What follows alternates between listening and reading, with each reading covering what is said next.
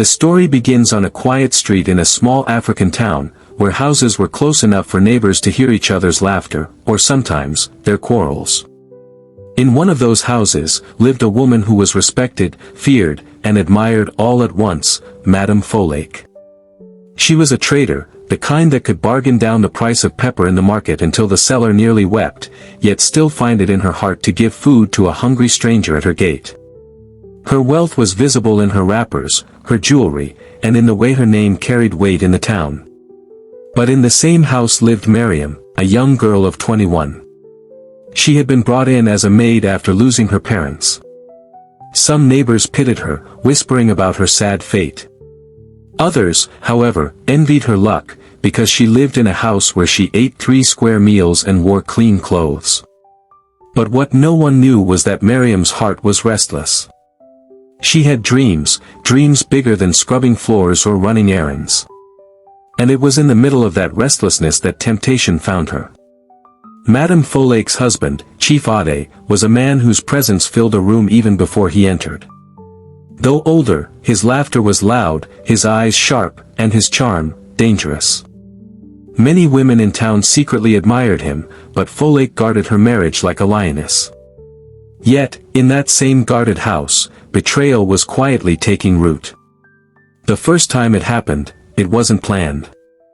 Miam was sweeping the corridor when Chief Ade walked past, his perfume thick and his smile careless.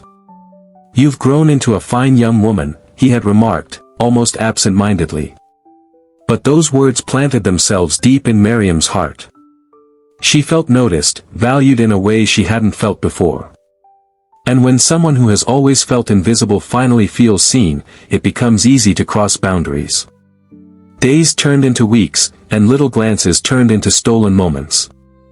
One evening, while Madame Folklore was away at a church meeting, Miam found herself in the living room, sitting too close, laughing too freely, and forgetting the line she was never meant to cross. The betrayal was sealed, not loudly, not with fireworks, but with quiet choices, dangerous choices, that no one in the house could imagine. But guilt is a heavy burden. Miam would lie awake at night, her chest rising and falling fast, as if her heart was chasing after her conscience. She knew she was treading on fire, but she convinced herself with small lies, "He's the one chasing me. I didn't start it. It's not my fault." Yet deep down, she knew the truth, she had betrayed not just her madam, but also herself.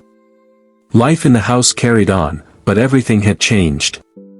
Madame Folklore was still her usual commanding self, unaware of the storm brewing under her roof. She trusted Miam as if she were her own younger sister, handing her keys to the storeroom, sending her on errands with confidence. And that trust was what made the betrayal cut deeper. Neighbors would sometimes stop at the gate, laughing with Madame Folklore, saying, "Ah, this your maid, Miam, she is a blessing, oh. Such a hard-working girl." Folklore would smile proudly, not knowing that the same girl was weaving a web that could scatter her entire marriage. In African culture, betrayal is not just a personal wound, it is a community shame. A maid betraying her madam with her husband is not just a scandal, it is an abomination. And abominations never stay hidden for long. Like smoke, they always find a way to rise to the surface. The story of Miam and Chief Ade is not one of love, it is one of weakness, temptation, and choices that carry consequences. For Miam, the desire to feel important blinded her to the truth. No matter how sweet betrayal tastes in secret, it always leaves bitterness behind. This story is a reminder that shortcuts to happiness often lead to long journeys of regret. Trust is fragile, and when broken, it does not just shatter relationships, it scars the soul. The lesson here is simple: what you build on deceit can never last. And so, the stage is set. A young maid searching for more, a powerful man blinded by desire, and a madam whose trust will soon be tested in ways she could never imagine. The storm is coming, and when it arrives, it will shake the very foundation of their home. In every African household, secrets have a way of slipping through cracks, like water seeping from a pot with a hidden hole. No matter how carefully one tries to cover them, truth has a stubborn way of showing its face. And in Madame Folklake's house, the whispers had begun, quiet, uncertain, but dangerous enough to stir suspicion. Miriam's betrayal was still a private sin, known only to herself and Chief Ade. Yet sin carries an odor, invisible but strong enough to alert even the blind. The neighbors started to notice things. "Aha, why is Miriam always glowing these days?" one woman whispered to another at the well. "Her skin is shining, her steps are lighter. Something must be making her happy." Another replied, "Maybe Madame Folklake is treating her well. Or maybe, something else." They laughed, but their laughter carried a sting. Inside the house, Miriam tried to act normal. She swept the compound, cooked meals, and answered, "Yes, Ma," with her usual humility. But her heart was not steady. Every knock on the gate made her jump. Every time Madame Folklake raised her voice, whether about salt being too much in the soup or the laundry not being dried properly, Miriam's chest tightened in fear, as if the secret had been exposed. Chief Ade, on the other hand, was not as careful. He had started slipping into boldness, allowing his glances to linger too long, his footsteps to wander into places they had no business being. He told himself he was in control, yet he was forgetting that no man can play with fire and expect not to smell of smoke. One afternoon, when the sun was high and the heat pressed down like a heavy blanket, Madame Folklake returned from the market earlier than expected. She stepped into the living room and noticed something strange, the curtains slightly out of place, the faint scent of perfume lingering where it should not have been. She frowned but said nothing. Instead, she tucked the thought away in her mind, like a coin placed in a secret pouch. Folklake was a woman of intuition. She knew when something was wrong, and now, her spirit had begun to stir. The days that followed grew heavier for Miriam. At night, she would wake up drenched in sweat, her conscience chasing her like a wild animal. She thought of her late mother and the warnings she had ignored. "My daughter, never betray a woman who feeds you, for the earth itself will bear witness." The words rang in her ears, but by then, it was too late. Meanwhile, in town, rumors had started flying. One careless neighbor claimed to have seen Miriam and Chief Ade walking too closely at dusk. Another swore she heard laughter behind closed doors. Gossip travels fast, and in African culture, once the tongues of neighbors begin to wag, silence is no longer safe. What Miriam didn't realize was that someone in the house had begun watching her. Madame Folklake's younger sister, Yatund, had moved in temporarily to assist with the business. Unlike Folklake, Yatund's eyes were sharp, and her suspicion quick. She noticed how Miriam avoided her gaze, how Chief Ade's voice softened strangely whenever he called the maid to fetch water. Yatund kept quiet, but her silence was not ignorance, it was observation. And so, tension grew in that household, hidden beneath polite greetings and forced smiles. Madame Folklake still trusted her maid, still handed her keys, still spoke words of kindness. But her spirit was uneasy, and uneasy spirits are never wrong. This chapter of the story reminds us of a truth: betrayal rarely remains in darkness forever. It leaks out in small pieces, through careless actions, through whispers in the market, through the restless conscience that refuses to sleep. And when it finally surfaces, it does not destroy only the guilty, it shakes everyone tied to the thread. In the journey of life, one must always remember, what is done in secret has a voice. And when that voice speaks, even the walls of a house will listen. Morning in Madame Folklake's house was usually filled with the sounds of clattering pots, rushing footsteps, and the distant cries of hawkers passing by the gate. But recently, the air inside that compound had grown heavy, like a storm cloud waiting to break. The betrayal had not yet been revealed, but the house itself seemed to sense it. Miriam moved about with shaky hands. Every time she poured water into a pot, a little spilled. Every time she carried a tray, her palms grew damp. The guilt was no longer hiding quietly, it was sitting on her shoulders like a restless child. Her eyes darted about, avoiding Madame Folklake's gaze, avoiding Yatund's watchful stare. Yatund, Madame's younger sister, had been silent. But silence is dangerous when it belongs to someone observant. She noticed things others missed, the way Miam smiled nervously when Chief Ade entered the room, the way his laughter came too easily in her presence, the way their eyes sometimes met for a second too long. Those small details were enough to fuel suspicion. One particular evening, as the sun melted into an orange glow and shadows stretched long across the compound, Yetund returned from the shop earlier than usual. She walked past the corridor and stopped abruptly. Through the slightly open door of the sitting room, she saw it, Chief Ade leaning too close to Miam, whispering something that made the girl giggle, her face glowing in a way no maid should glow for her madam's husband. Yetund froze. Her heart pounded like the drumbeats at a village festival. She stepped back quietly, her mind racing. So it is true, my spirit did not lie. She did not barge in, she did not shout. She simply walked away, her jaw tight, her chest heavy with fire.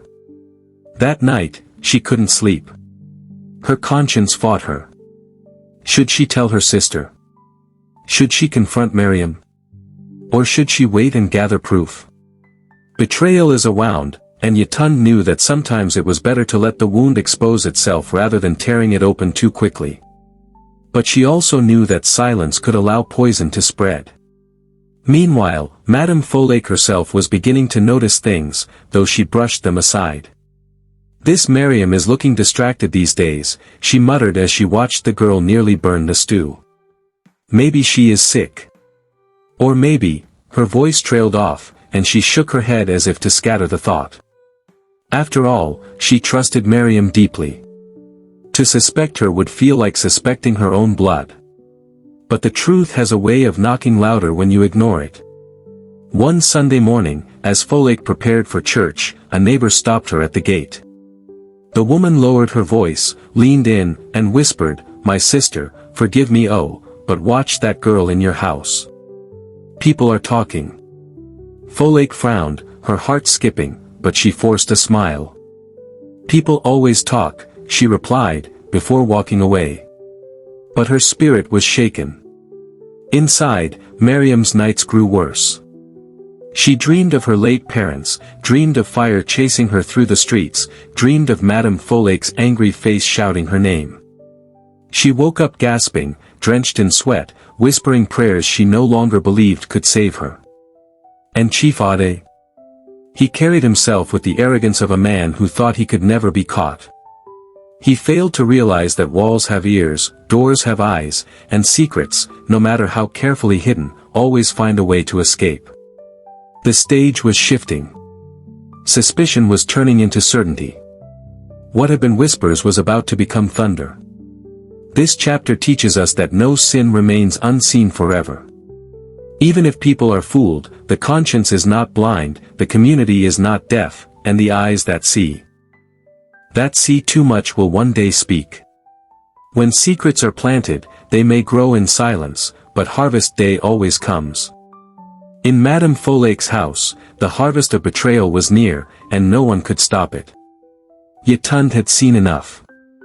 For days, she carried the heavy knowledge in her chest, watching quietly, gathering small pieces of evidence. She noticed how Miam's chores became clumsy whenever Chief Ade was nearby. She noticed the way his voice softened when he called her name. And though she remained silent, her eyes became sharper, like a hunter waiting for the right moment to strike. One humid evening, when the air smelled of rain, Yetund decided the time had come. She did not rush to her sister with half-spoken rumors, she wanted the truth to stand on its own feet, undeniable, unshakable. So, she laid her trap. That night, she pretended to travel to a friend's house in the next street, carrying a small bag as if she would be gone until morning. But she returned quietly through the back, hiding herself in the shadows of the corridor. She waited, her heart pounding like festival drums, her ears alert to every sound. It didn't take long.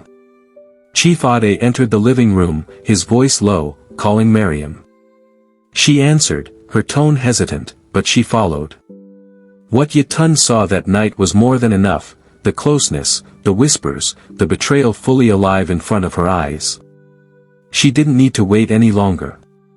By dawn, Yatund was ready. She woke her sister, Madame Folake, and spoke with the calmness of someone who carried a burning truth. "Sister, forgive me, but there is something you must know. Your maid, the one you trust like your own blood, has crossed a line with your husband." Folake's eyes widened, her hands trembling. At first, she refused to believe it. "No, not Miam. She is like a daughter to me. She cannot." But Yatund's voice was firm. "Then see with your own eyes." That evening, they watched together, hidden behind the slightly opened door, and the truth revealed itself like lightning splitting the sky. Folake's chest burned, her throat dry, her soul crushed under the weight of betrayal.